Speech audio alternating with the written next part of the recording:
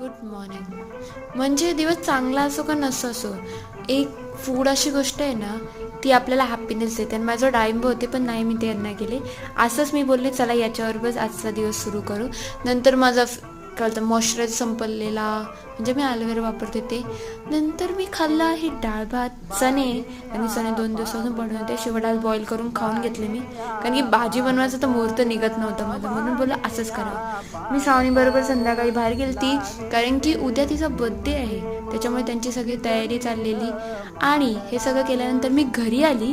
घरी आल्यानंतर पहिले तर कारण की त्यांच्या तर पावभाजी बनणार होती आणि मला इन्व्हाइट होतं, म्हणून घरी येऊन फटाफट पहिले भांडे घासले, पाणी बिणी भरून घेतलं. आणि त्याच्याच नंतर मी गेली होती पावभाजी खायला. असा होता आजचा दिवस. भेटूया उद्याच्या ब्लॉगमध्ये. अजून काय काय टाइमपास करते मी या ब्लॉगमध्ये देव जाणं. Thanks for watching guys. Like share and subscribe.